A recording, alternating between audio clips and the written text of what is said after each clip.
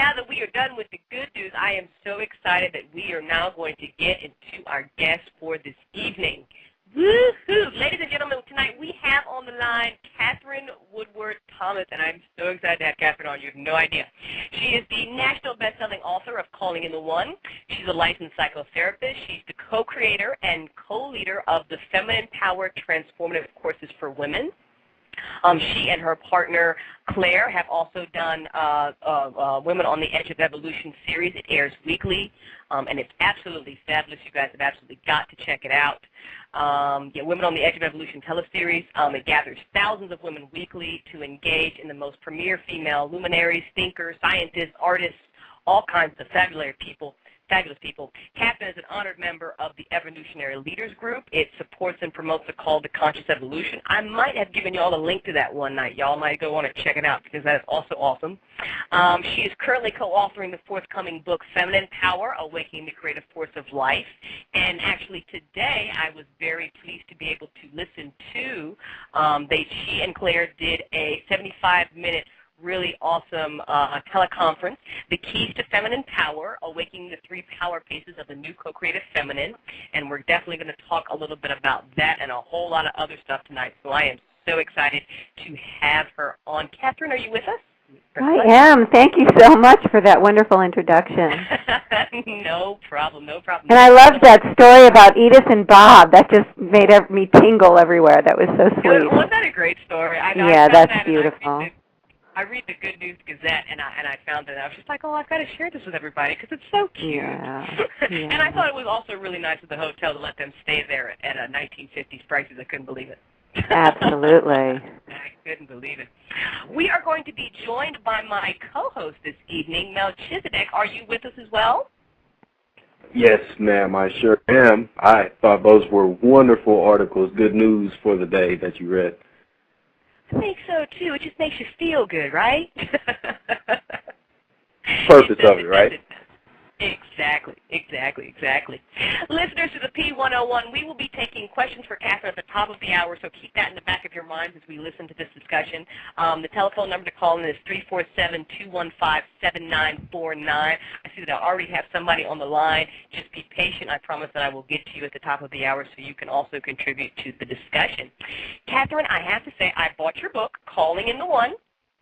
Thank you. Love of your life. I did. Well, I have to. I got to know about the guest that I'm interviewing. I was quite curious, and it's really, really good. It's almost not what you would expect by the title. Kind of tricksy there. I like it. But before we even get into that, why don't you give me a little bit about your background and kind of where you're coming from and what inspired you to even write this book?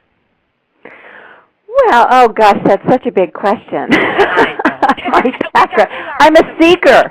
I'm a seeker, like everyone who's listening. Really, I am. And at some point, I was, I'd been doing spiritual work and inner development work for so many years, and at some point, I started to just organically teach others and turn that around. I've always found that the best way to create a structure for growth and evolution for myself is to support the growth and evolution for others, and I've since come to learn that there's actually research done in what's called the collective field, that you activate the collective field. But I had kind of intuitively known that, so I'd always been involved in supporting the growth and evolution of others as I was kind of plugging away myself at my own development. And at some point decided to go back and make it official and became a psychotherapist. But I always felt like a little bit like a fish out of water when I was doing my studies, which was a great period of life for me. It was about 7 years to become licensed between my education and all the hours that I put in doing clinical work in order to qualify for that licensing. But I didn't understand at the time that what was really happening is that there was something that I had to offer that was kind of an evolution of that particular conversation in my own unique way. I think we all have gifts to offer, and sometimes it occurs like something's wrong. Yeah. Right? We're just kind of aware of what's missing and that we're not quite getting it, or there's something a little off here, and I think that that's really kind of foreshadowing of the gifts that we're cultivating to really contribute to the conversation. And really calling in the one was created as just an offering from my own ability to cause a miracle for myself. I'd been single for many, many years and had really wanted to get married and have a family and was just unable to get that part of my life together. And it was very confusing to me because, you know, from the externals, it didn't look like I should be having problems. I'm a, you know, reasonably attractive woman. I'm smart. I'm kind. You know, I know how to, you know, I know which fork to use at the dinner table. You know, all of that stuff. Right. And I couldn't figure out what was really going on, that I was having so much trouble. But I was really like stuck in these old patterns, and I had this pattern of, you know, kind of falling in love with people who were unavailable, and so there was a lot of heartache and a lot of drama. And of course, sometimes it takes a while to figure that out, that someone's a workaholic or a, you know, alcoholic, or that they're incomplete with another relationship, or they're just commitment phobic, or whatever it is. But I seem to run the gamut on every size, shape, and form of what that unavailability would look like. But when I was in my early 40s, when I was 41, I was in this group of people, and we were really setting intentions with each other. But it was different than just a support group. We were kind of standing with and for each other in a really solid way, you know, so that we were holding each other accountable to become the people that we would need to be in order to fulfill on the intentions that we were setting, right? So it's really kind of a step up from normal support. And inside of this group, I had the courage to kind of make this outrageous declaration. I was going to be engaged by my 42nd birthday, which was 8 months away, and I had no prospects for, you know, husband, let alone like the right partner for me. And lo and behold, I knew enough at that point to not just run out and try and make love happen, but to go within and to see myself as the source, to really discover, you know, how I might be unavailable, or the way it worked for me to be single, the ways that I was working against myself that were more unconscious and subtle. And so in this process of deep self-reflection, I began to kind of uncover what we now call the hidden obstacles to love. And as I started to see them one by one, I started to really make corrections in how I was showing up and how I was engaging with people. I was doing a lot of work to clear away the past, looking at my core beliefs about myself, about others, about life, and about love. And through this process of kind of inner house cleaning and really working to prepare myself to be the woman I'd need to be to actually have that fulfilled, I was listening. You know, I was doing this kind of in partnership, which I think is really great for this show. I was doing this like from this place of deep listening and receptivity, kind of asking the universe, you know, who do I need to become? What do I need to let go of? What do I need to cultivate and grow within myself in order to be that woman that would actually fulfill on that intention? And I find that when we ask, we receive the information. And then I acted on it. You know, I really acted on my guidance. For the most part, one day in my meditation period, my self-reflection, I had this impulse to look up and find and contact this man I had dated 6 years earlier, who I'd thought of as for years as the one that got away. And I talked myself out of it because that was just too much. I was too shy. I was sure he was married with kids by that time, so I didn't do it. But I hadn't seen him in 6 years, and I went to a church that I'd been attending for 10 years, the Agape International Spiritual Center in Los Angeles, and lo and behold, there he is across the parking lot. And you would think I would go over and talk to him, but I felt shy, and I turned away, and I walked the other direction. I just was a little overwhelmed. And he left, and so we did not connect, and I thought, okay, well, you know, it wasn't meant to be. That's what we say to ourselves. You know, it wasn't meant to be, I guess. You know, just let it go. But 2 weeks after that, one of my dear friends from this group I was in actually convinced me to get on the Internet. And that was, 13 years ago now, so nobody got on the Internet. You know, it was just not done. People didn't even have their pictures up or anything back then. But I was coachable, and I'm stretching, looking to become a self that's unrecognizable to me. And I figured the self I've always been and the way I've always done it, this is the results I've gotten, so I'm willing to not know myself. And so I got on the site. There were 250,000 people. And long story short, I responded to one person anonymously, no picture, nothing that would identify him. And when he wrote me back the next day, it was Mark. It was the man I dated 6 years earlier, who I ended up marrying the following year. And then the year after that, we had our daughter, which was just an amazing blessing. But after I created that miracle for myself, as I said, I've always looked to be a blessing. It's almost like I just intuitively have known we're all in this together.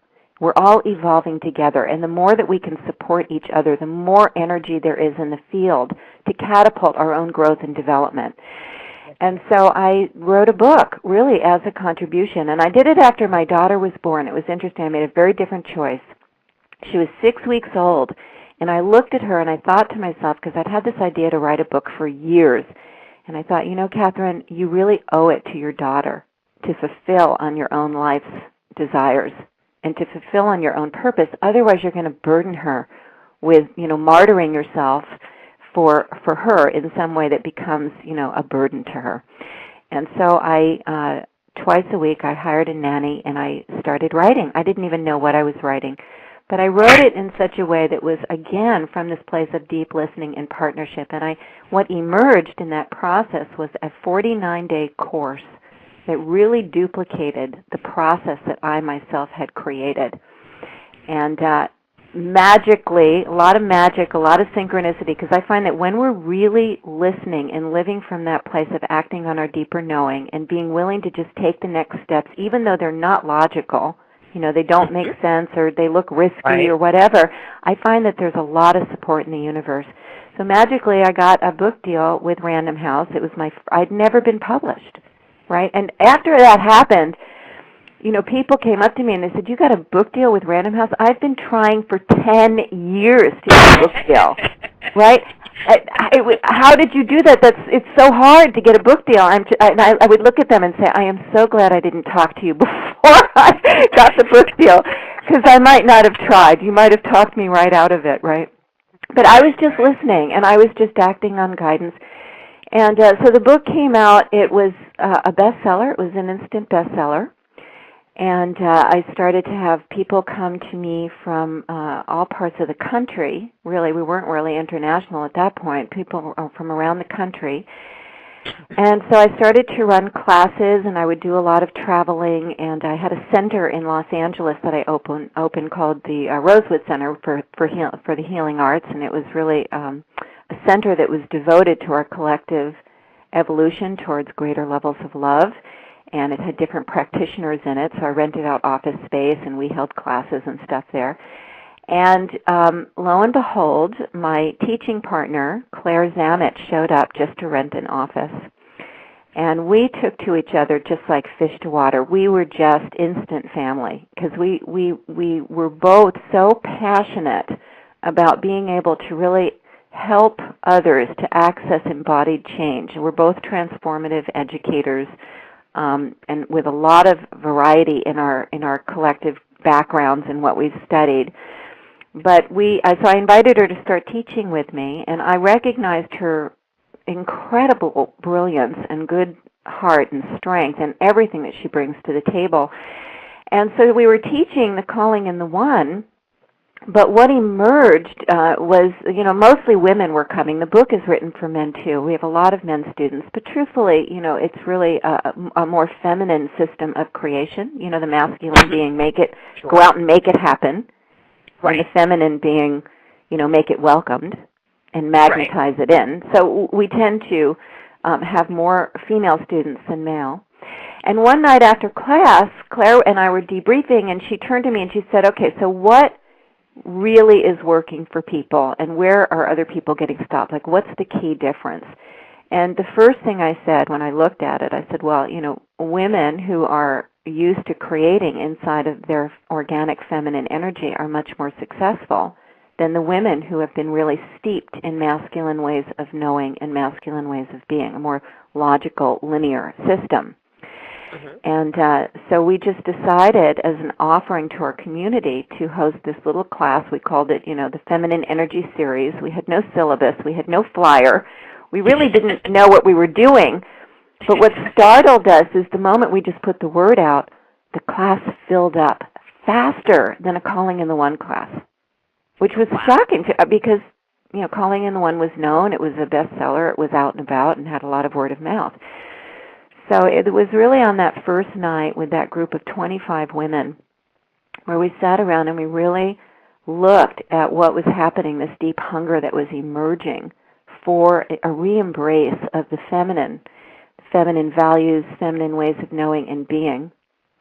And yet there was this hesitation, this fear of going into the feminine because the old models that we have for the feminine are pretty disempowered models, the loving but really, self-sacrificing, obedient to your husband kind of models, the June Cleaver and the Donna Reeds we grew up watching on our TV sets, you remember?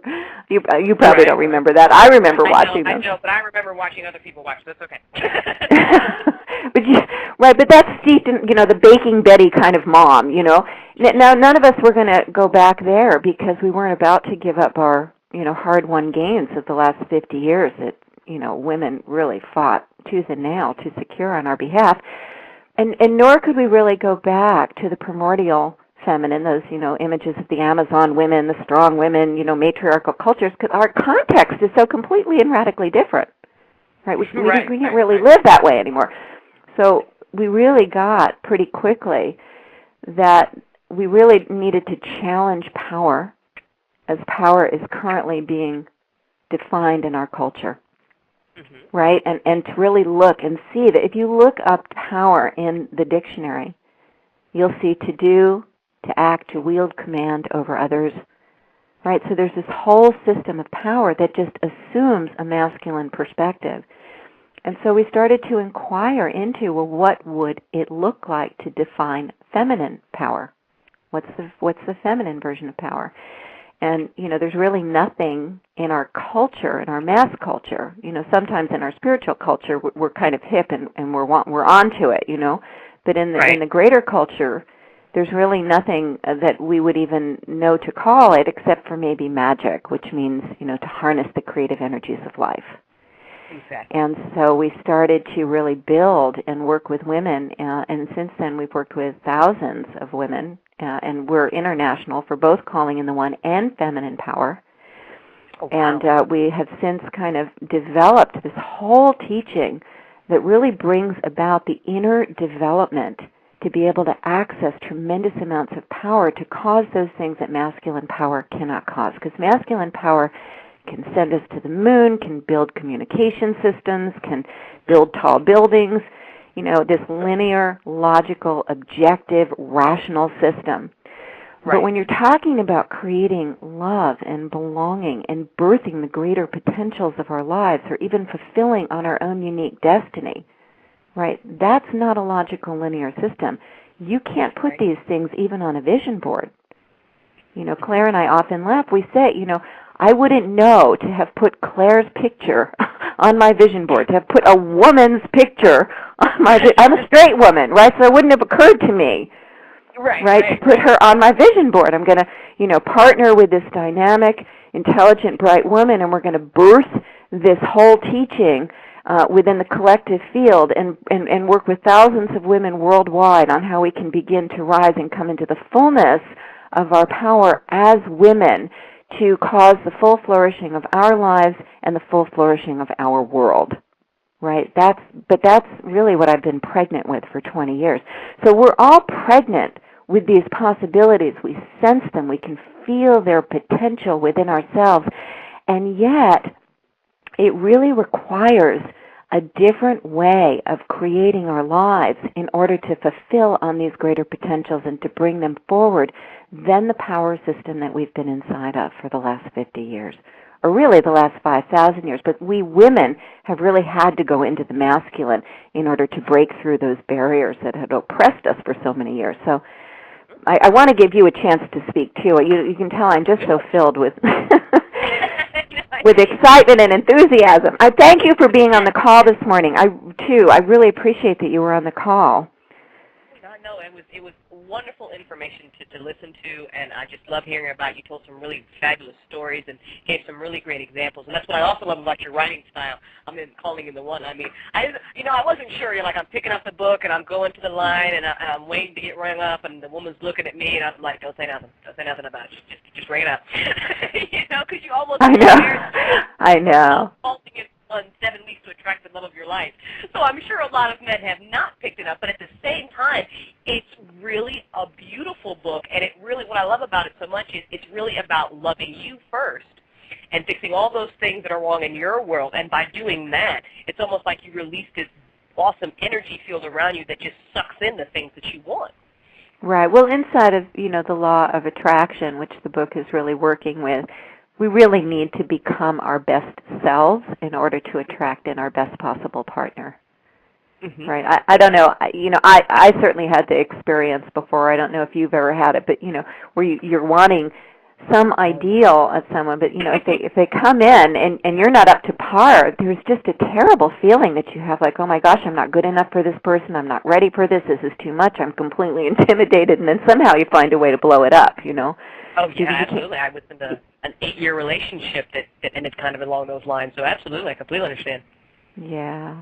But you know what? It's a great lesson, especially if you can take away, if you can take away some information from it and kind of look back on those situations and realize and go, oh, so that's what I was doing in that instance. But you're absolutely right. I say it to my listeners all the time, in a very more simplistic, almost blunt manner, that if you can't figure out how to make yourself happy, there's no way. There's just no way any relationship you enter into is going to work, because then you're relying on another person for your happiness and for this, that, and the other, and eventually it just implodes because it's too much pressure. Right. Well, and I think we're just all trying to heal, truthfully. Mm-hmm. And we understand, we intuitively know that relationship holds the key to our emancipation beyond the patterns of the past. However, what it is in the feminine power work, we've really, really developed this. We call it the first power base of the feminine, which is the power to change our lives. Mm-hmm. And it has to do, one of the core things that we're doing is really connecting with the emotional center in the body of these false beliefs. And false beliefs are not just some like conscious thoughts like, oh, I believe in God, or I don't believe in God. They're not like conscious tenets that we believe in. They're actually like worldviews in how we're interpreting life, how we're interpreting and responding to what's occurring in our lives. So, and they're very often undistinguished because we relate to our beliefs as though they're actually true. And on a body level, they feel true, right? I'm alone, I'm not wanted, I'm invisible, I'm not safe. And so, what we've really been able to flesh out is the actual place in the body, like this whole practice of locating the place that the beliefs are sitting in our bodies, the beliefs that correspond about others, like inside of I'm alone, there's a corresponding belief about others will leave. Mm-hmm. And the belief about life is, life is lonely and I can never get what I really need from others. Mm-hmm. And so there's just this, and there tends to be like a low-grade depression to it, right? So it's a whole worldview. And so inside of, something happens, someone doesn't call you back, or, you feel blown off, or whatever that event is, that goes into that interpretive lens of I am alone. What we tend to do then is, we'll just kind of withdraw from that person. We'll pull our energy back, which then gives them the signal that, they're free to go because you're not really interested. Right. And we'll isolate. We'll go, watch TV with a, pint of Haagen-Dazs or something, and try and soothe ourselves, It's such a cliche, but it's so true. Right, so we're just like a closed loop inside that system, right? So to really start to recognize, to be able to step back and create what we call this generative co-creative relationship with the self. What does that mean? Well, it means that, the DCS who's so bright and so brilliant and so deeply caring that you show up and you give your gifts and encouraging people to take action. You obviously deeply care. I bet you're a great friend. I want you to, have lunch with me next week because I can already tell you, like, you really show up for people. You really care. But sometimes that part of ourselves, when we're, needing that advice and that holding and that loving and that pep talk and that let's get real and, snap out of it, that adult self, that resourceful self disappears, that mature, loving adult presence. And we become, the 7-year-old all over again. And we look like we're grown-up women, but we're kind of walking around like somatically centered in being a 7-year-old, right? So it's getting these parts of ourselves hooked up so that the adult, mature part of us, the part that can think objectively, are you really alone in life? Well, no, that's not really true. We don't really know why she didn't call back or why he didn't call back, but, it might be wise to call them and find out. Right. And extend yourself into their world and find out what's going on and see if they need a friend, right, as opposed to just going into that particular perspective again and take more generative actions to literally generate love. And the deeper truth is really, for most of us, is I'm a very wise, smart, loving person, and I know how to create loving, caring connections with people. I did not come into this world to be alone. It is not my destiny. It is my destiny to love and be loved, and I claim it, and I'm generating it now, and I have the power to create loving relationships, and I have the power to deepen my connections.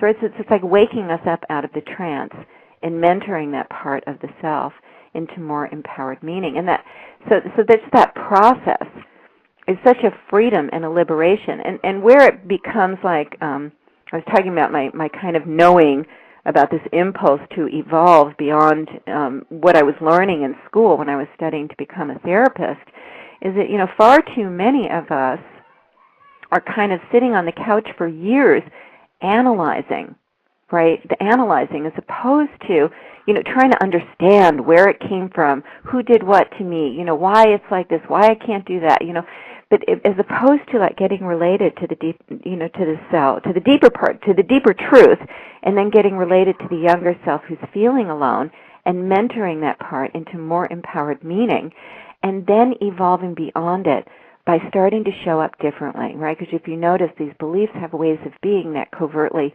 kind of generate them in the field. So it's like learning to distinguish and then act on what you're seeing in terms of cultivating these new skills and capacities to really create a different experience. So for instance, like, someone who has a deep experience of invisibility, one of the ways of being is, is first attention on others. It's a chronic self-abandonment. And then the experience is, I'm not being cared for by other people. I can see them, but no one can see me. But it occurs like it's happening to you as opposed to through you, And so it's learning, okay, well, I need to really learn how to keep my first attention on myself and to presence and make visible my own feelings and needs first to myself and then to the other person. Not like I go from self-abandoning to self-absorbed, but to actually move, to develop the skill and capacity to be connected to myself and connected to another person at the same time, so that there's really two of us here, right? So that's a new skill, and that's what actually evolves us beyond the patterns of the past and graduates out of them. And if you look, all of the all of the beliefs that we have that we struggle with, they were all created in relationship with other people, mostly, our siblings or our primary caregivers, those people who were in our world when we were very, very young. And so it makes sense that they actually need to be evolved in relationship with other people, which means that we need to start showing up differently so that we give other people an opportunity to respond to us differently. And it's in that different response that we have different relational experiences. And suddenly people start to see us different. They start to respond to us different. They treat us differently. And that's the graduation. Right? It's actually creating relationships that reflect the deeper truth of who we are and are outside of those old patterns. And that's like going from a black and white world to a color world when that happens. It really is. It's the same just like the same consciousness that, created a problem cannot be the same consciousness that solves it. And I love that quote because it's so true, and it really resonates with everything that you're talking about now. Absolutely. Because we really, a lot of times we get stuck in our victim mentality and our blaming mentality and our little kid, stomp the foot, not going to respond mentality. And we, and we stop becoming self-aware, and that's really what this whole process is all about. Of, the spirituality, the New Age, everything. It really is just about, looking inside yourself and, understanding what's going on. And another thing that I really love, especially listening to you talk and a lot of the other people's teachers, is, and what I'm sort of realizing is that this spirituality, people when they hear spirituality, they think, we're all sitting around meditating and we're in the lotus position and we're doing yoga, and maybe now and then we'll kind of be nice to each other and we'll try to buy green, and that's kind of it. And they don't realize that this is a very integral process. It's very, psychological almost, because you're really looking at very, deep issues that, okay, well, this is what happened to me, and this is kind of like why I'm like this, so this is kind of why I need to shift away from that and do this. So it becomes this very, very serious process, but at the same time, kind of the solution is sort of a very spiritual one, which I like. Yeah, I love that you're talking about this, DCS. We really do have different lines of development, and some of us, can be very advanced in having deep, rich spiritual experiences and yet be still somewhat undeveloped on a personality level. And I think that we're really moving into a time of integration, and we need to develop on all of these different lines of what it is to be human. And there's a movement in the Enlightenment conversation, kind of on the cutting edge, is this movement towards what's called a relational enlightenment, right? And really, I think that's what's kind of awakening in our impulse. We say women a lot because we work with women, but there's so many men feeling it too, and I certainly don't want to exclude the men because we need the men.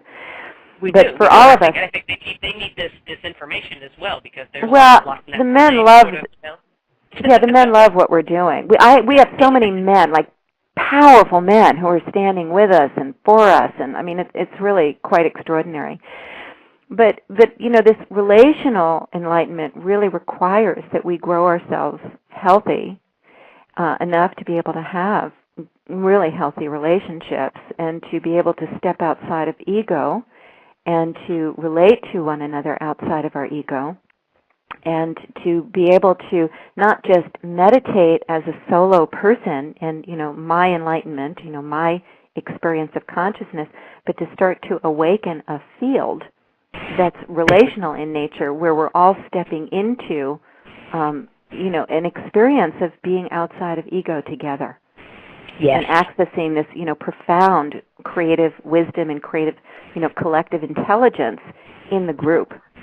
And that's really emergent. I loved that you were mentioning Craig Hamilton's Integral Enlightenment.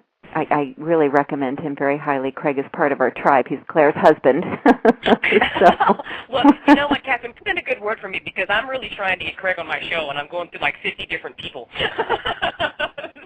I will. Well, I'll email him tonight for you. So,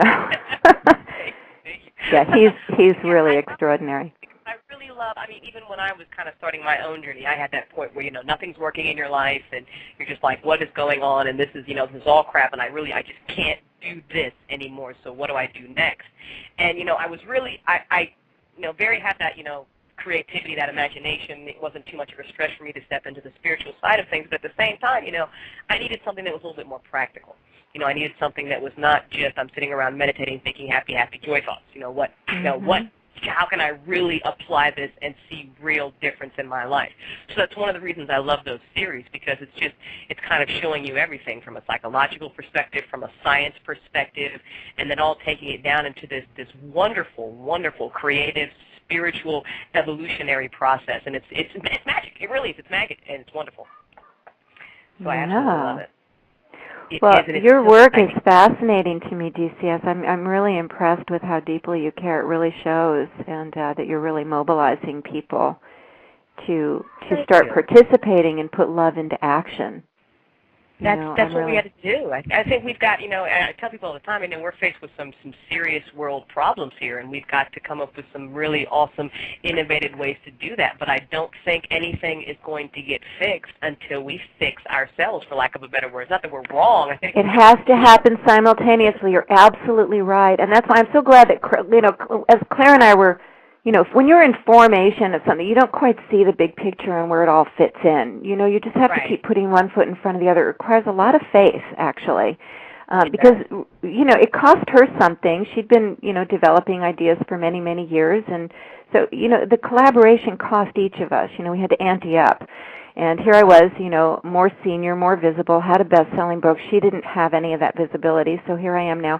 And people were offering me, to pursue getting a television show around Calling in the One, but I was so drawn. It was such the right thing to invest in what Claire and I were doing, but it almost felt like a contraction, like we were going in to birth something.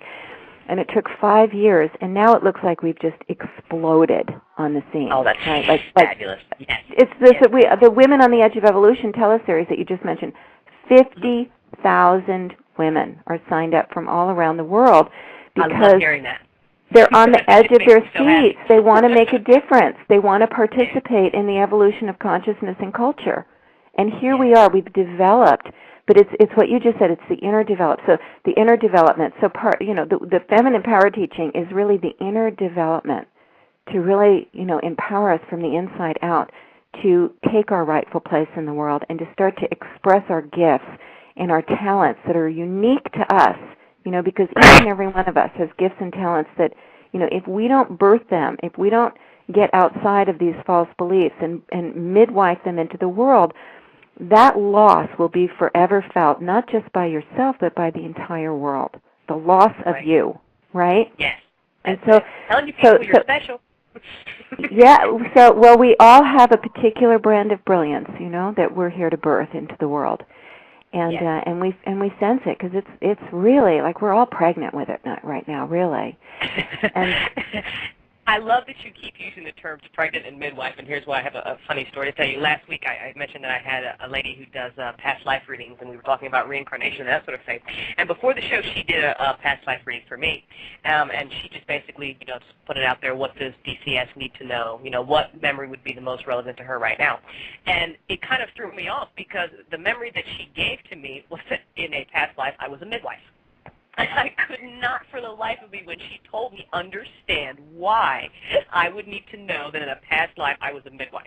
And now it's getting clear.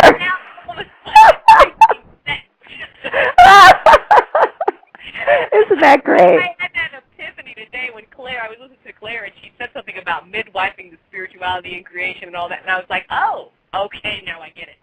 Oh, exactly. You are a midwife. You're birthing that big baby right through. Oh, boy. That's great. Yeah, it makes a lot of sense. I want to share, because I keep going back to this, it's a quote that was in your book, and it's a really beautiful quote. And I absolutely love Rumi, and I want to share it with my listeners this evening. A strange passion is moving in my head. My heart has become a bird with searches in the sky. Every part of me goes in different directions. Is it really so that the one I love is everywhere? Yeah. I absolutely love that. I absolutely love it. It really is so beautiful. So we are at the top of the hour here, so what I want to do is I want to take a break, give you a chance to grab some water, catch your breath, and when we come back, hopefully we'll take some callers. Melchizedek has been very silent, but I know he's got something to say because he's a man who lives from his spirit. So he's already very much in tune with a lot of the things we're talking about. So I definitely want to get into a little more about what this evolutionary shift is and how people can be a little bit more participating in it, the steps that they can take. And you are the perfect person to ask about that. So everybody, don't go anywhere. We've got some empowering Whitney Houston music to listen to. We'll be right back after the break.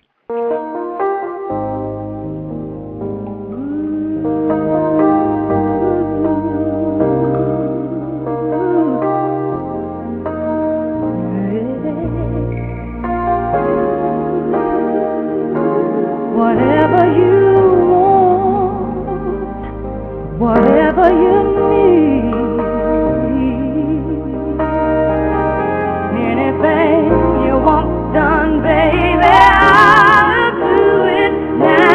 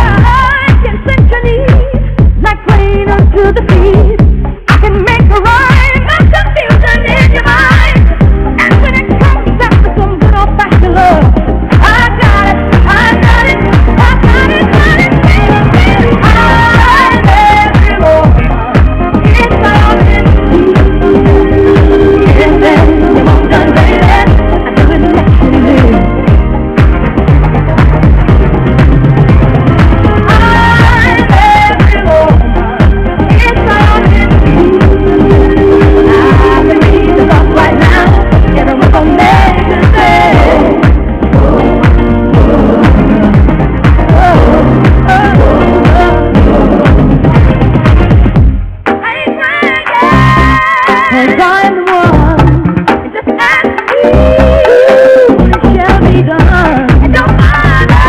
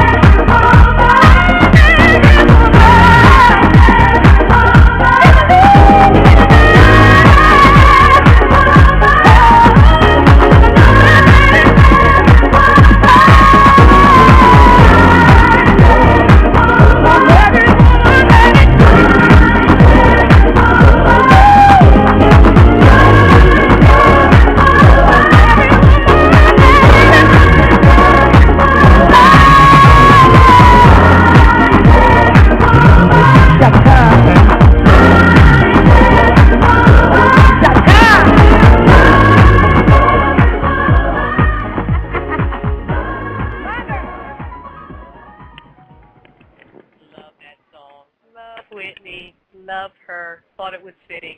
Welcome back, everybody, to Steve O'Ryan's Paranormal 101. I am your host, DCS. We are on the line with Melchizedek, Paranormal 101, old school favorite, and awesome, wonderful woman, Katherine Woodward Thomas, author of Calling in the One, co-creator, co-leader on this Women on the Edge of Evolution and Awakening Feminine Power series. Katherine, thank you again for being with us tonight. Loved having you. Thank you, DCS. This is a really juicy engagement we're having here. Thank you for having me. So. Yeah. We're having fun. That's what it's all about. People, if you want to call in and chat with us, if you have a question, you have a comment, you completely disagree and think we suck, whatever, give us a call, 347-215-7949. Melchizedek, do you have any questions for Katherine? I'm going to give you the floor for a second, put you on the spot. I really don't have any questions. I do have a comment, though. I'm really enjoying this and learning a lot from this perspective right here. And not only that, but I love what she was talking about earlier about reaching out and not really reaching out. How should I put this? Most of the people that would listen to maybe the first 15 minutes of the show, she was talking about almost reaching into the haystack and pulling out the needle without going through the haystack or trying to find it, just like with the knowing in your heart, reaching into the haystack and just pulling out the needle and it being brought to you by finding the one or calling the one to you. And also with the publishing of Random House, there's so many out there that would inspire to actually use that state of mind to actually live life that way, I should say. Right. I'm really enjoying what you ladies have to say, and I'm learning a lot. Thank Great you. show. Melchizedek is definitely a man who can definitely relate to that because he's one that will kind of just, go within, think about it, and then he really relies on, spirit to kind of help guide him or his own higher self. I remember asking him one day, I was doing a show on I wanted to share places where my listeners could go to find this really awesome information, and I asked him flat out, I said, well, where do you go? And he's like, I don't go anywhere. He's like, I just ask. We'll all be like you when we grow up. Well, obviously, I get that about you, Chizabek, because one of the things that we say, that I didn't say on this call, is the best way to find a needle in a haystack, because that's what it feels like when you're looking for the one sometimes, right? Best way to find a needle in the haystack is to become magnetic and let the needle find you. You picked right up on that. Well, I kind of feel that people don't use the knowing in their heart as much as they should. They use the knowing in their head, or I guess a material knowing, where like a memorization of a knowing or some kind of physical knowledge, and they think that will help them on their way. But if you use the knowing of your heart, a true gnosis, then you really can't go wrong, because you're basically feeling with yourself. You're putting yourself out there. You are attracting to you what you are, because you are what you are. And with that knowing of the heart, it can conflict with the knowing of the mind, but you can also use it in harmony, and you can become wise from those experiences. Yeah, beautiful. Absolutely, absolutely. We have a caller, so I'm going to go ahead and take them. I love Melchizedek's mind. I'm so in love with this man's mind. You have no idea. We're going to take this caller. It's 513 area code. What's your name? Where are you calling from? Hey, this is Deborah Barton from Cincinnati, Ohio. How you guys doing? Hi, Deborah. Hi, how are you? Hello, Katherine. Welcome. I'm glad to hear about your book. I'm loving the show. Thank you. Me. That is so odd that I end up on this show tonight, get this invitation, and what your book's about. Because I was talking to a friend of mine earlier, and I was saying, I know exactly what I want now, and it took all these years to figure out what I wanted in a man. 3 marriages, many boyfriends, and then all of a sudden I figure out I know exactly what I want in a man. I'm so glad to hear somebody say that else. But the walk you went down. Well, and if you really listen, Deborah, what I'm saying is that you know what you want in a man. Can you just give us some of those things that you know are just absolutely essential? I can tell you what I want has not been what I've had. I for some reason, I'm sure it is what's been in me, the insecurities in me. I've reached for.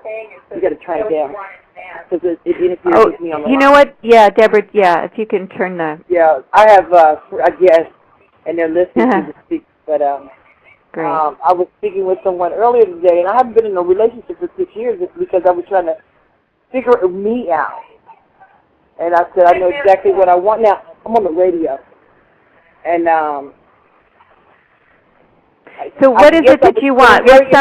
What's something that you notice that you're desiring in this relationship? I want a strong man this time.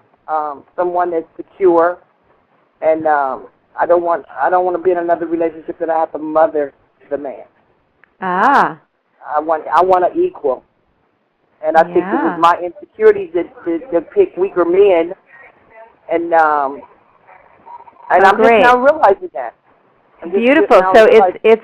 I also wanted to be in the female role. I have been in this superwoman role for so long. I almost hate myself for it. Mhm. Okay, so you're looking when you say you're looking to stop mothering.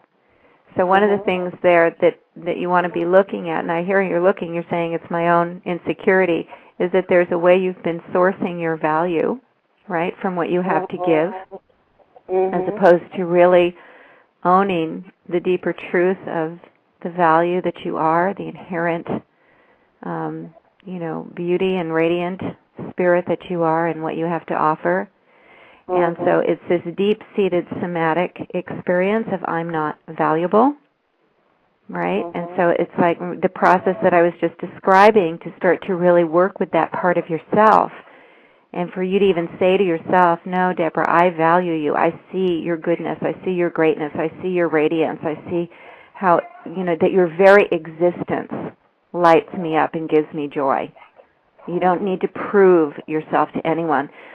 So that's one of those things with that dynamic. And the other thing is a lack of feeling safe, right? So there's been so it's a lack of safety, like I'm going to get overpowered. So if I choose someone who's weaker than me, then I stay in control.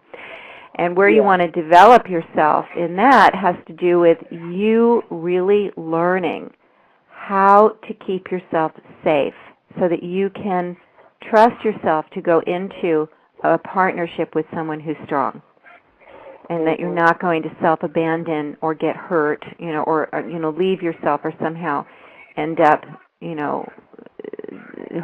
just devastated from the experience, overpowered in some way, right? So that's your ability to learn. Remember we were talking before about learning new skills and capacities to evolve beyond the patterns of the past?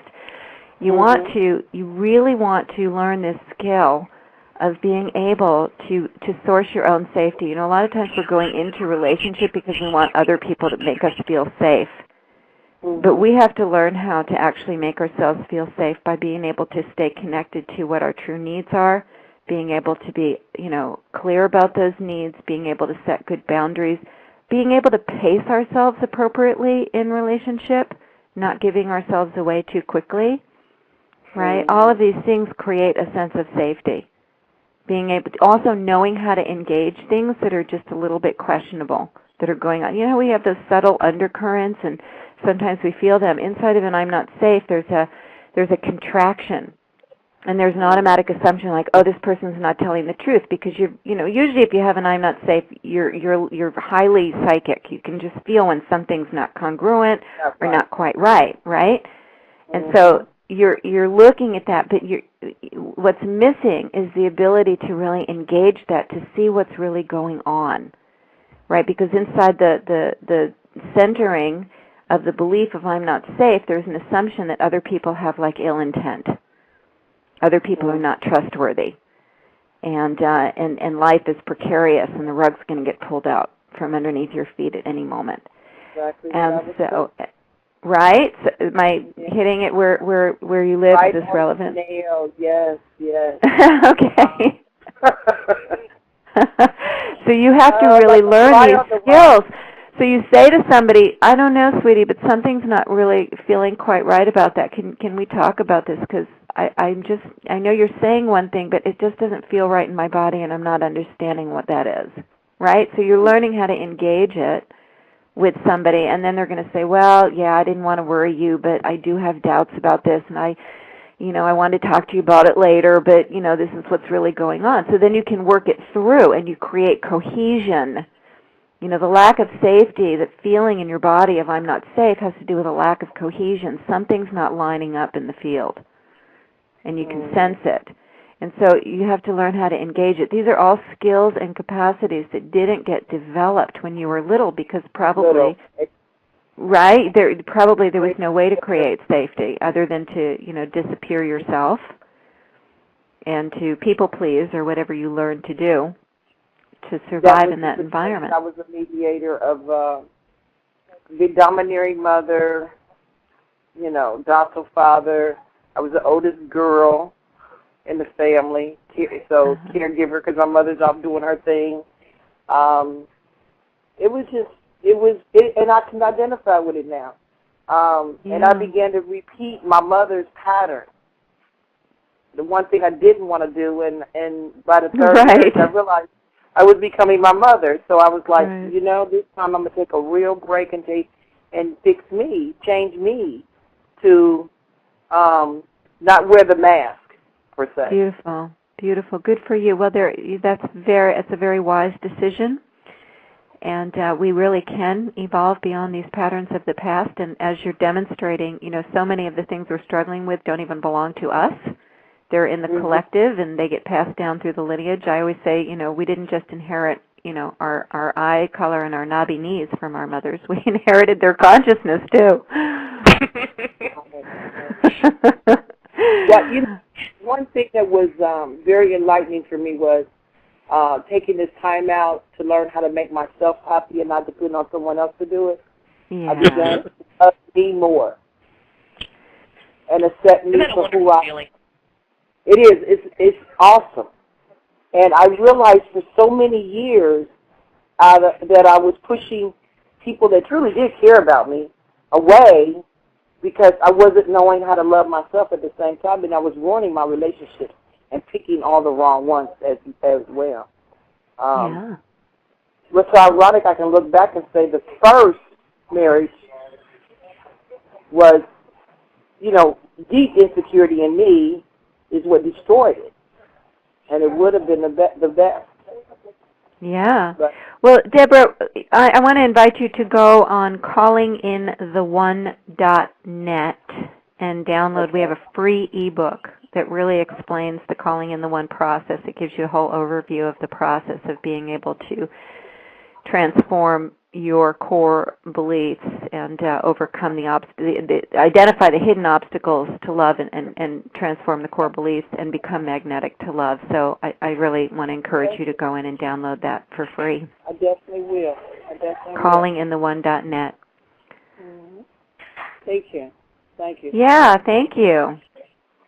Thanks for calling in and contributing, Deborah. Really appreciate that. I'm really enjoying your show. I've been on it a couple of times. I really like it. Yeah. Well, I'm glad. Yeah, I know you've been here before. Welcome back. We love having you.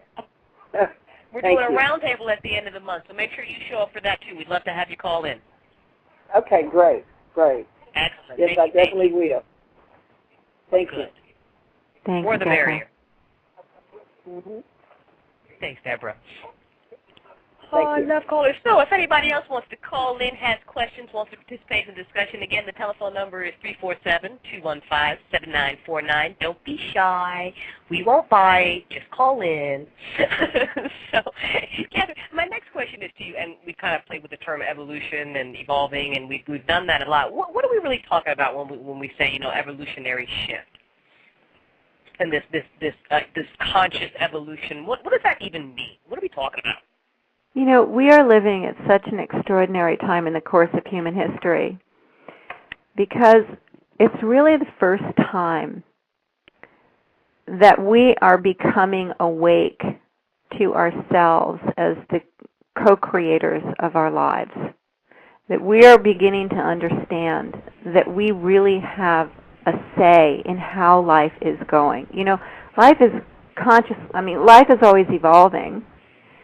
And, should we just go unconscious, we will create things. And, the generation gap, one generation is a little different than the other. So there's always, just the natural order of life is evolution towards greater levels, really, of complexity and greater levels of connection and care, if you really look, even though it seems like there's so much injustice in the world. If you really look through the course of human history, it was only like 200 years ago that people, were like hanging in the town square, with, bleeding because they'd stolen something from the store, and they were whipped and, beaten in the town square, So, we're becoming a more civil society at different paces according to where we are collectively in our development, around the world. But, we're kind of inundated right now with the injustices of the world because we're getting global and we have eyes to see and ears to hear and the communication systems to show what's really happening. And what's good about that is that there's this deep sense of care that's really awakening and inspiring women like yourself and men like Chezebek. Am I saying your name correctly? No, it's Chezebek. Okay. So, it's all of us and the listeners who are here listening because they want to grow and they want to develop and they want to contribute, right? So this is where we're all moving to. Conscious evolution has to do with when you really take a stand to evolve yourself and others, and participate in the collective evolution for good. You make a stand to evolve towards greater levels of love, towards greater levels of goodness, towards greater levels of well-being in your own life for the sake of the whole, right? To become more awake and aware and create a more humane human culture and to participate in the creation of that. So it's a literal call to becoming awake and taking that stand and to begin to understand that each and every choice that you and I make, even every action that you and I take, really contributes to how we are all collectively evolving together, that each and every one of us actually matters in this regard. Now, what's happening in the world is in such crisis and dire straits and breakdowns that it's kind of in our face. Not kind of, it is. It's in our face that we need to evolve right now. It's like evolve or perish. Right? And so it's waking us up big time. And, how to do this? Well, I think, we're talking about it's not just being on the cushion and transcending the world. I think at this point in our development, we're really called to transform the world, to be in the world and to transform it and to begin to create heaven on earth, We talk about heaven in feminine power, not as, a place that we go after we die, but as a relational field. The truth is that so many of us are looking to have a sense of fulfillment and happiness and joy in our lives, and so we're putting these things on, vision boards and stuff that we're visualizing happening to us. But the truth is that, somehow along the way we've gotten a little confused where we think that the accumulation of objects or the having of particular things is what is going to create happiness, but that's not actually what creates happiness. Happiness and true joy is really about how we're in relationship to each other and to life. Happiness is being able to participate in the co-creative process of life and to bring forward our true gifts and our true greatness. And to be able to be in relationship with each other where there's a clear field, where there's profound levels of ecstatic intimacy. And I'm not just talking about sexual intimacy. I'm talking about just raw, authentic connection and communication and presence and co-creativity. Right? These are what really lights life up. And so, we have to, really awaken these things in ourselves and then develop the capacities to be able to have these kinds of relationships and to sustain them over time. Right? Because the reason why we're not actually sustaining this way of being is it lives as a potential of humanity. It's a potential that we're all holding for what we could collectively be experiencing with each other, but we actually need to take on the task of our development to be able to bring this forth into the world. So I hope that's an answer. That's conscious evolution. No, it is, and it definitely is an answer, and I love the things that you are saying, too, because, it's almost like we've never been taught this. We're kind of really fumbling around in the dark. So I think that's why it's so important that, that the work that you and Claire are doing and Craig's doing and just everybody else and Barbara Mark's up, and I love listening to her talk because, to quote from her, she said that we hear so much about what's breaking down. I mean, we know what's breaking down. Like you even said, it's in our face. You can't ignore it anymore. But what we don't hear about is what's breaking through.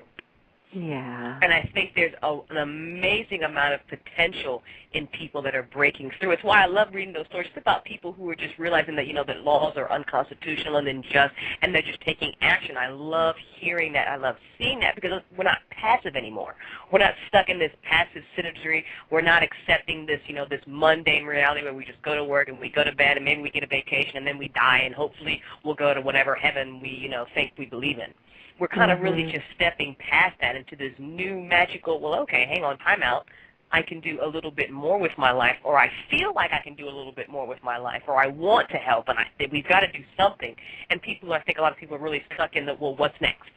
What's the next step? I've come to this awakening. I know that I've got these gifts that I want to share with the world. How do I do this? Mm-hmm.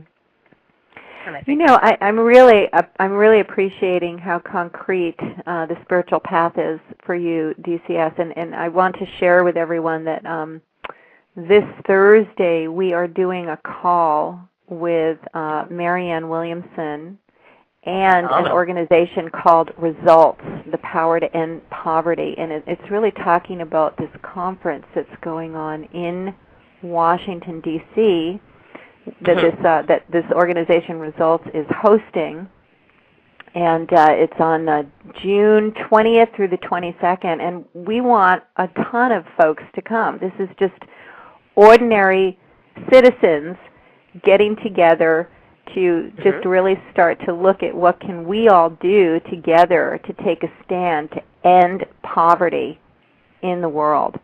And they're doing great work, and so I'm going to be there. Marianne is going to be there, and we are kind of putting the call out to our communities and really wanting those of us who want to participate in the conscious evolution of a more humane society and downloading heaven on earth to come onto this call and find out about it.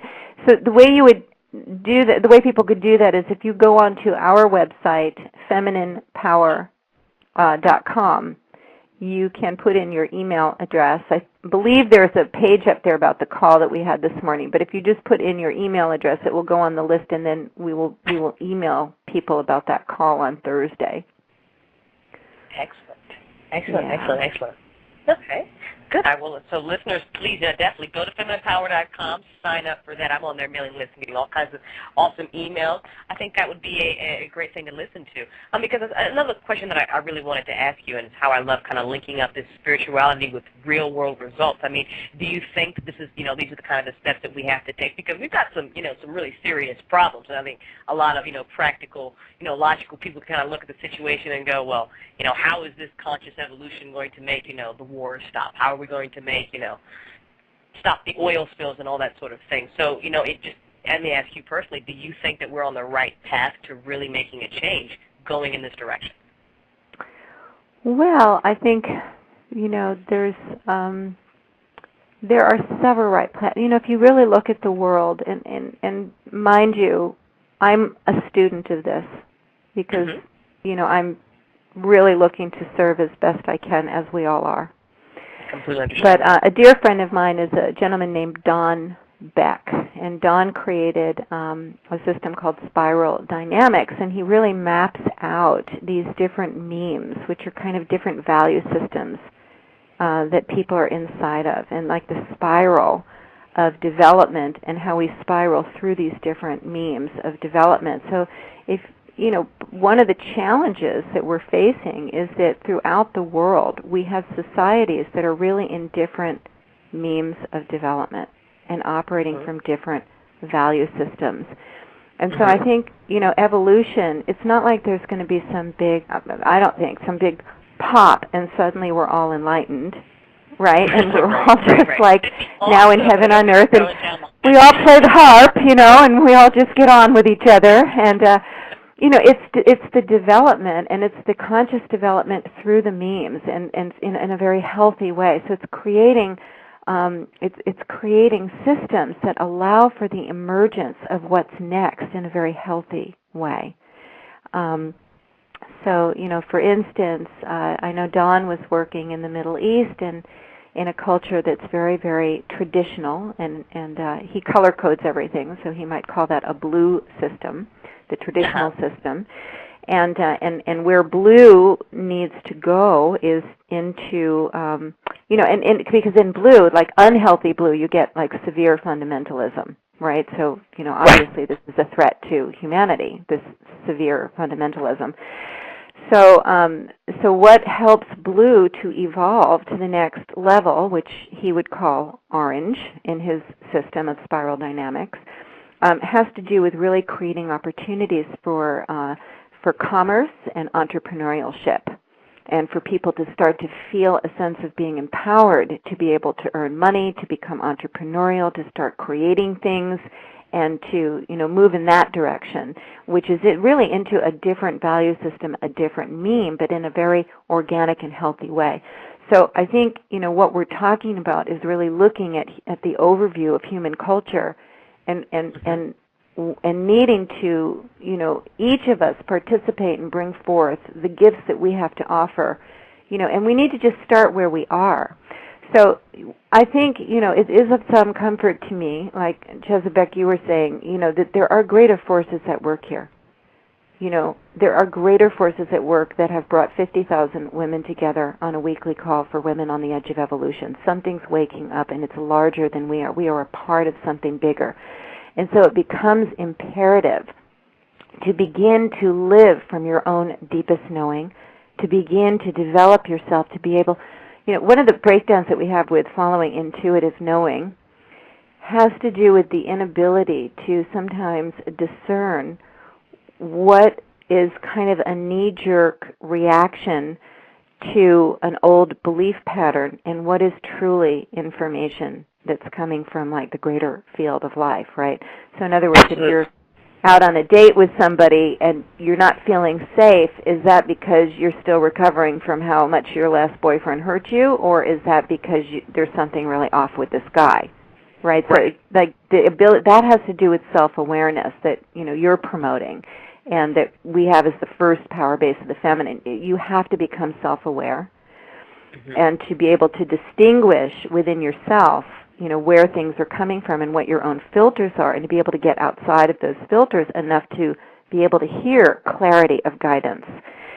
And then Let me interrupt you just very quickly before we go on to step 2, because I really want to, I love step 1, and I think that's really key to a lot of things that we can, I talk all the time about how these little things have just such huge ripples and the global transformation effects. But how do we become more self-aware? Like, how do I, for example, know that it's my gut telling me that this guy is a jerk as opposed to, my ego telling me that, oh my God, you're going to do the same thing over and over again? Like, is there a trick? Well, there are practices.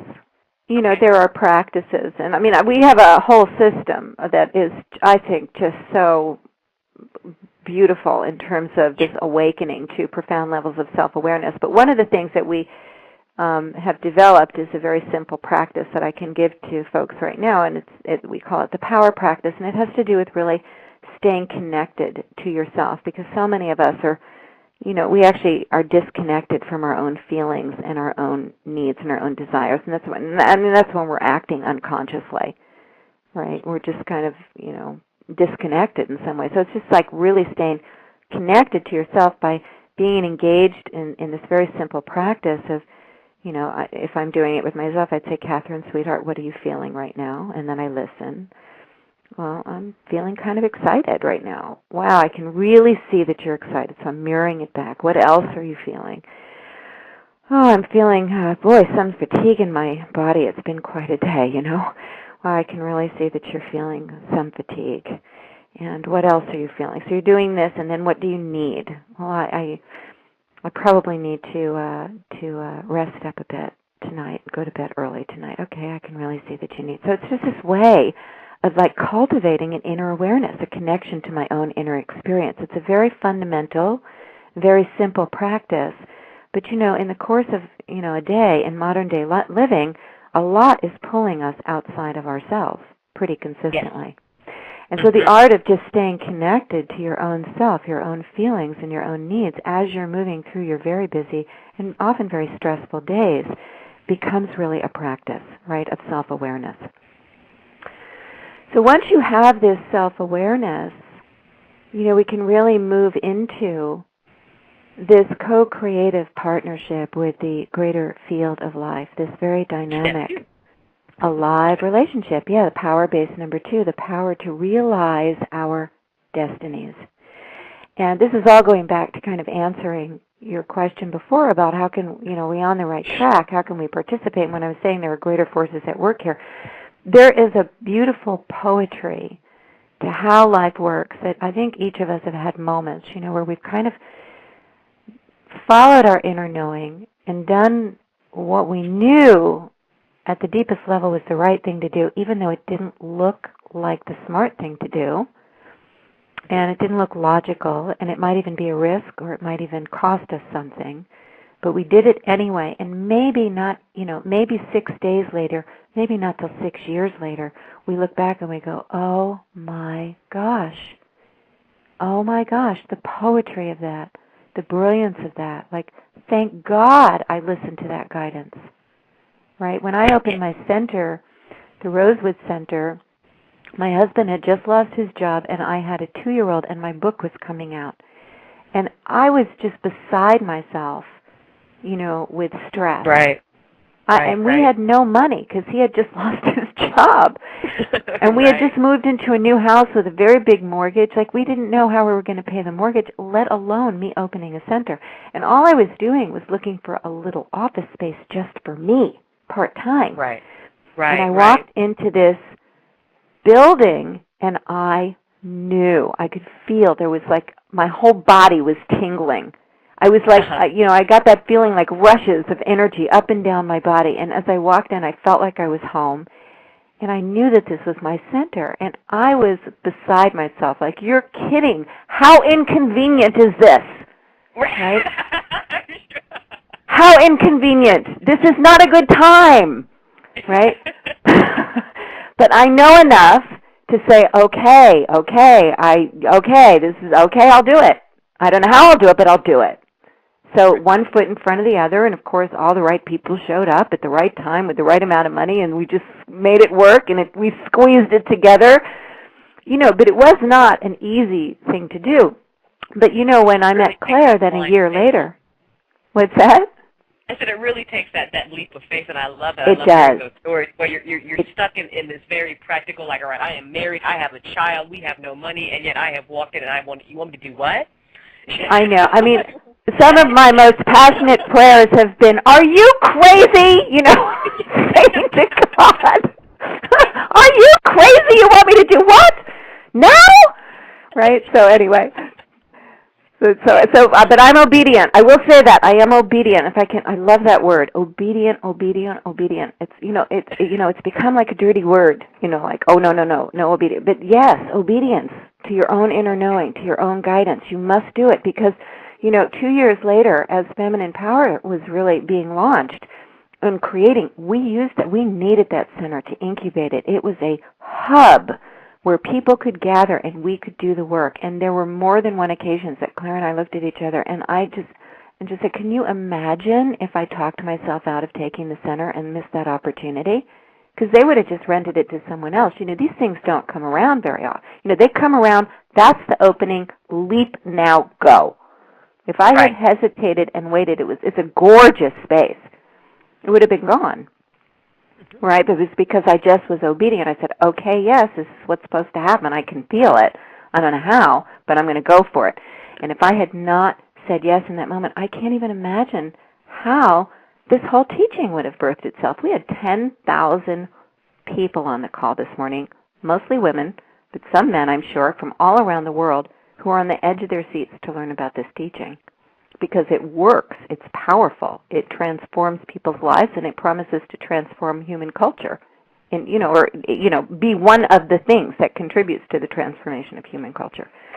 Right. And had I not taken the Rosewood Center, had I talked myself out of it, this is why so many of us are living flat, dull, uninspired lives, because we are cutting off those moments where we're supposed to take a leap of faith. And we talk ourselves out of it and we contract, right? And the energy leaves the field. So, when we're talking about, what are we on the right track, each of us has to really start to live on that edge.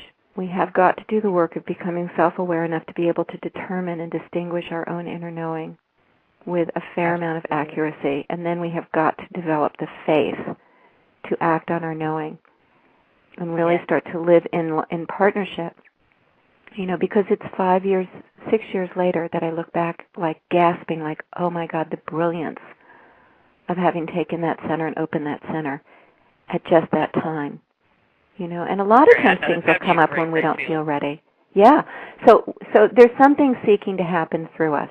I trust that impulse, right? What I'm not certain of is if we're going to actually rise and listen and do what we're given to do, right? So that's why we're talking. That's why you're doing the show. That's why I'm writing the book and doing what I'm doing, because, it helps us all to gather together and to encourage each other. Yes, good direction. Go for it. We need to do this. We're doing this together. Don't be too scared. Yes. I love that. I do. I love it. Listeners, you hear me droning on and on and on, so here you got somebody else saying it. I'm telling y'all I'm not crazy. I don't know if anybody's listening, but I keep saying it. All right, so we covered the power to change your life. I love that. That self-awareness, that really, and what I love, too, is that when we talk about, that you have to have this confidence, in yourself. You have to know when it's you time. You really have to, sometimes you have to step away from people and, really have your own bubble. But at the same time, there is this awareness of connection. And it almost sounds contradictory, but it's not. It's almost like, we have to be able to do us and make us happy and love ourselves and all those, very simplistic seeming things, but they have such a huge impact, because once we're in that wonderful center, then we can come out and, share all these wonderful gifts we have with everybody else. Yeah. So it's really how the two link up. So that's really wonderful. Yeah, and just for those people who now want to know the third, because we've kind of talked about two of the power bases of the co-creative feminine that's really waking up, which, by the way, is the new archetype of the feminine. This hunger for the feminine that we're all experiencing, as I said before, it's not really about going back to the old models of the feminine. It's really the birthing of the next evolutionary stage of the feminine. And it's a very integrated feminine, so it's not like tossing out the masculine. Now it's integrating all that we've gained in the wonderful gifts of the masculine's given to us, and integrating that with these, feminine values, feminine ways of knowing, and feminine ways of being. And and the power of the feminine is essentially the power of relatedness. And so if you notice, the first power base is relatedness to ourselves. Inside of the relationship with ourselves, we have the power to change our lives. And inside of our relationship with this alive, dynamic, greater field of life, we have the power to realize our destinies, right? Because when we're talking about, listening and being in partnership with the greater field of life and saying, okay, well, I'll open the Rosewood Center. I wasn't intending to open a center right now. I just wanted a little office for myself, but I'll do this, right? But look what's emerged out of that, right? So at this point, like everything has emerged out of it that has to do with me living in alignment with my full destiny and really closing the gap between the potentials I've always sensed I had and my actual lived experience. And so that's in the relationship to alive, this co-creative. And by the way, it's moving from God as parent to God as partner. Okay, it's very, very big move. God as parent to God as partner. Oh, that's sacrilegious. That comes up for people. But inside of God as parent, we're like passive and waiting for God to do it for us, but there's a generative way that we need to start showing up in life to start generating the future that we're committed to creating. So we have a whole system on how to get that very clear within ourselves, to how to start to show up as a co-creator of life. Right. Well, people that would say that would be sacrilegious and actually mean that when they say it, well, if you're looking from a Christian perspective, if you take 2 steps, God's supposed to take 1 for you according to that structure of belief. So essentially that is saying what you are saying. So they really wouldn't be sacrilegious. Thank you. Well, and I think that, people are at different ends of the spectrum in terms of how traditional their thinking is. But we do see that come up in our workshops sometimes, in our classes, where people get very anxious about that, but ultimately it's the only place of liberation. And we really, really activating this place of being at service and really participating in the co-creation of our future really relies upon this kind of dynamic, active engagement, sensing into the possibilities of the field and then starting to generate them and midwife them into the manifest world. And then the third power base of the co-creative feminine that is emerging right now. By the way, the co-creative feminine is Barbara Marx Hubbard's word. See, she kind of named it that, and we love that. We love Barbara. I love Barbara. Isn't she just I love her. Delightful? She's absolutely delicious. Yes, Barbara Marx really Hubbard. Is. I watched her Visions of a Universe of Humanity, and I was just absolutely riveted. It was just so good. I love listening to her. I had listened to an interview with her and Neil Donald Walsh. He was actually interviewing her, and that was such a phenomenal discussion. So I bet. Check out. Oh, it was. It was just a great discussion. So listen. I think she has that on her website, actually. She probably doesn't she? Does. Yeah, I think she does. I don't even remember where I found it. I read so much crazy things. So. Yeah. But please continue. Well, the third power base of the feminine is the power to transform our world. And the source of that power is actually our relationship with one another. And, in our culture, we're so programmed to do things in isolation alone. We're really in the hyper-masculine kind of consciousness. We're inside this notion of really needing to be very, very self-sufficient, very independent, to not ask for much of other people, to not ask for help.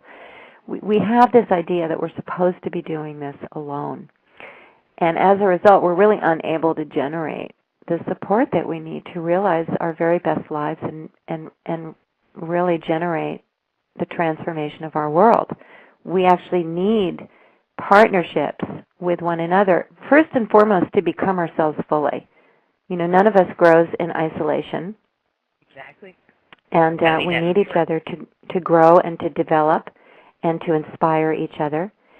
And the truth is that the fulfillment of all of our longings and all of that which we are looking to create really comes to us via the gateway of our relationships with other people. Right? It's not like, things just descend from heaven in a little package. Wouldn't that be nice? Wouldn't that be sweet? Well, then right, they're going to come through you, and they're going to come through me, and they're going to come through our neighbor, and they're going to come through, someone at church, or, our friend, or a stranger. Right? This is how things come. They come via the gateway of other people. And so, it's really about being able to find ways to create relationships in this very generative way. Because most of us are, really still, and this is what we were talking about before about needing to develop. We're really at the effect of other people. We're reactive to other people. And we don't know how to be generative in our relationships with others so that we can really start to, co-create the kind of mutuality and support and flourishing and thriving that we all really need in order to be able to transform consciousness and culture at this point in time. This is not one person that's going to do this. The celebrity paradigm is bankrupt. And truthfully, that's why I didn't pursue, a television show, which was very tempting. And I might still do it. It's not that it might come around again. But it just wasn't the right thing because I knew that there was something else that was emerging that was so much more interesting to me than, spending my time trying to develop my own, persona as a celebrity expert relationship, person. Right. And I'm so glad that I made that decision because, again, at the time, people were telling me it was a mistake because, right. It didn't make sense to them. What? Yeah. Right. I mean, I remember I've had several conversations, and what are you doing? You're afraid of your own success, You should have more confidence in yourself. I'd say, well, maybe, but I don't know. I'm just really feeling like this is the right thing to do. I know I'm under the radar, and I know I'm contracted, and I know I'm working with, 10 people in a group as opposed to being on television, but this feels like the right thing to me. So thank goodness. Yeah, definitely. And I love what you said right there too about this need. I think we can all feel this too, that we have this need for community. I mean, the more, I walk my spiritual path too, the more that I want to be surrounded, by these groups, and I want us to all get together, and I want us to all do these things, and I see so much tension in people. I'm like, oh my God, we can do this, and we can do that, and, so it's fun, and it's frustrating, and it's exciting, it's all these different things, and I want people that are listening that, kind of maybe this is your first time to understand too that, the need for community is awesome, and it is absolutely vital, and we absolutely have to all work together, but it's very important that you are able to contribute to that community. So don't forget that, you're bringing your own awesome, wonderful gifts and creativity and pie and whatever you can offer to the table, and whatever it is, it doesn't matter. Just bring it, because I think I say this a lot, too, that this is not a one-size-fits-all solution. We're going to use a lot of different awesome answers to solve some of these problems and to co-create these wonderful new things. So we need everybody. Everybody's got to be on board. Right. And so, there's a field. When we all start to step into the field together, it feeds more energy in that direction. There's other parts of it too, and one of them is that we're really in this place of deep transformation in our relationships because we're kind of going from thousands of years of our history where relationships were really organized around safety and security and comfort and survival. That was really the organizing principle. So inside of that, you're going to navigate relationship in a particular way, right? So you might, cut off parts of yourself in order to secure harmony in the home. You might dumb down a little bit. You might not really tell the truth. You might learn how to walk around the truth. All of these things to secure safety and survival. Right. Now, what's emerging in the world right now is the call for each and every one of us to become the fullness of who we really are and to start to participate in bringing forth our greater gifts and contributions. Right? It's the realization of our full potential and our destinies and to take our rightful place in the world and to stretch and to grow. Now, that's wreaking havoc with our relationships, really. Because it's at odds with where we've been for thousands of years. We are changing everything. The goal of relationships have now need to be organized around our full flourishing and our full thriving. So they're no longer organized around safety and security. And so that creates a threat, to many people. And so there's this kind of tug of war and back and forth. And it's very normal for us to be going because we really are like a pioneering generation. So we're having to find new ways of being in relationship that really foster depth and commitment and connection, but where the relationship is really organized around the mutual growth and flourishing of both people or of the group, right? Yeah. And so that's a whole different set of rules in how we're engaging things. So inside of that, you're going to be more. Time.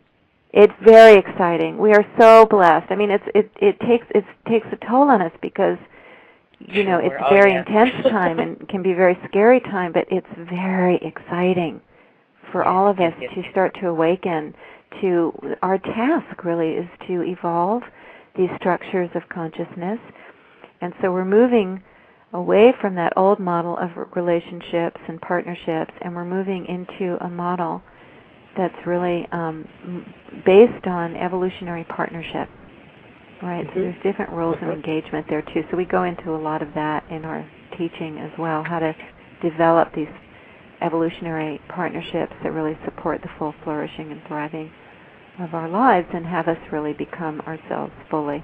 So we do need each other to really awaken to the fullness of our potentials. We cannot do this alone. No, it wouldn't be any fun if we did it alone.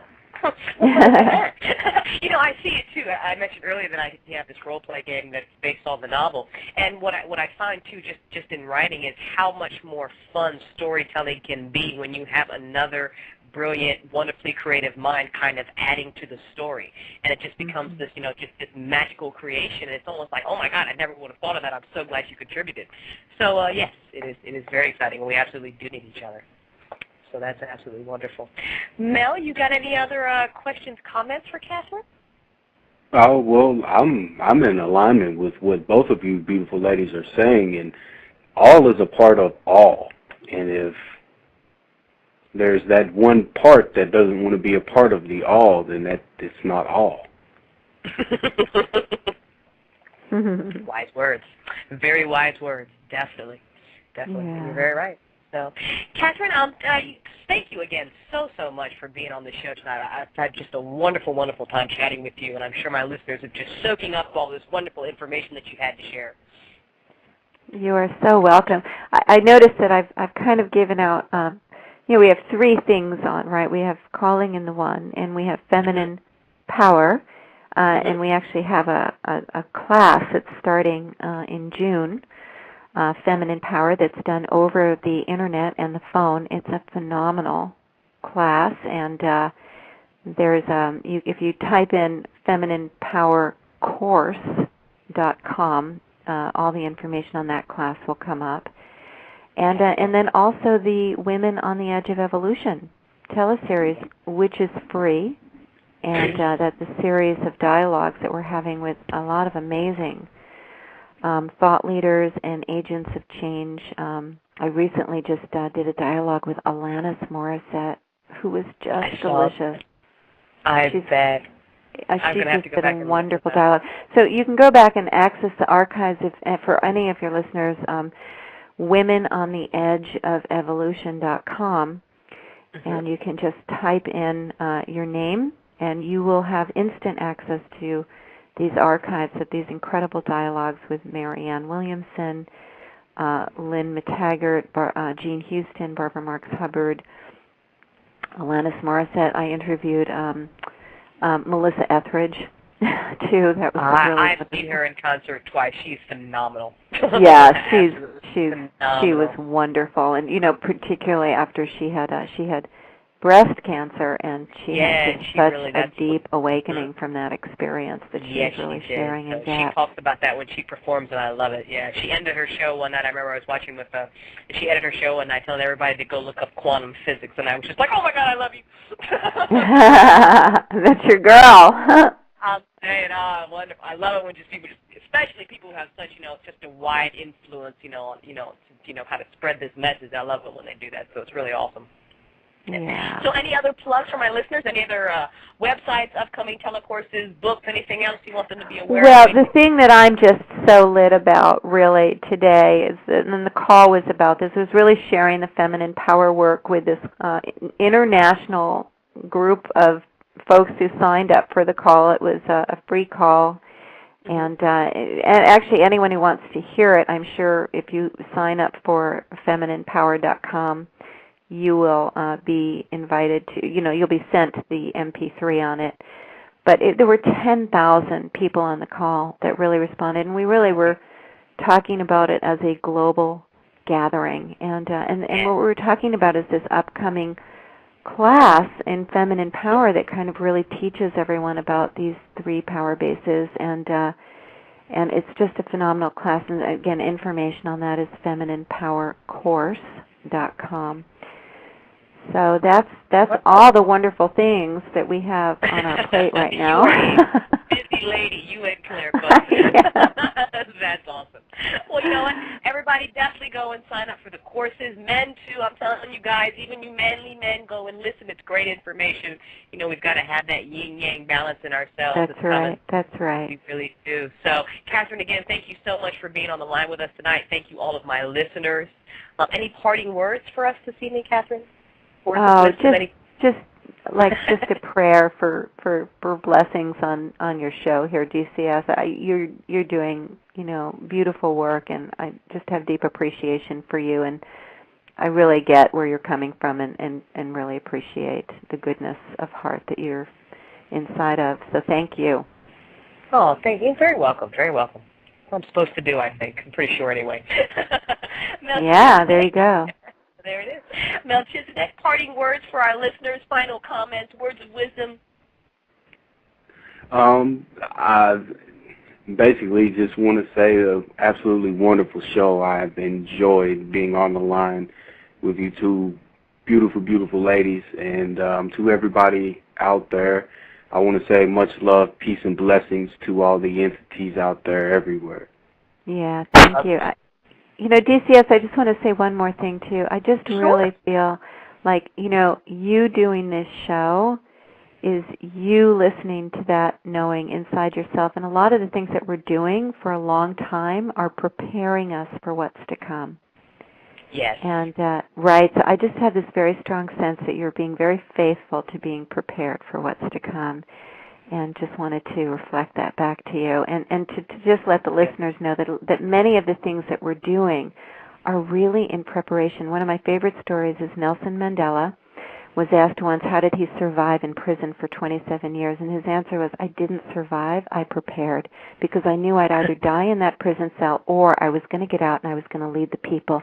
So I spent my time in prison learning the language African and learning about how I could lead the people so that I would be ready in case I ever had that opportunity. And that's how we want to be living. Absolutely. Oh, thank you so much for that, Katherine. I'm very much appreciative. That's awesome. You're welcome. And I think that's a fabulous way to end the show, ladies and gentlemen. Come back next Saturday night. We have our round table. And Katherine, definitely, I know you're a very busy lady, but if you have time at the end of every month, I try to get some really awesome minds together, and we all sit down and we have a big discussion. And we just all these ideas around. So next weekend we have Sonia Barrett, and Geoff Hutchison will be on the line.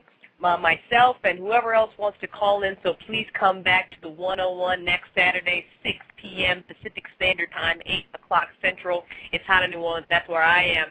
Again, Katherine, thank you. Thank you, Melchizedek. We're out of here. We're done for the night. Okay, thanks, everyone. Bye-bye. Have a great night. I'm going to leave you with the call side. Hope to see you next Saturday. I know you're out there. I can feel you now. I know that you're afraid. You're afraid of us. You're afraid of change. I don't know the future. I didn't come here to tell you how this is going to end. I came here to tell you how it's going to begin. I'm going to hang up this phone, and then I'm going to show these people what you don't want them to see. I'm going to show them a world without you. A world without rules and controls, without borders or boundaries. A world where anything is possible. Where we go from there is a choice I leave to you.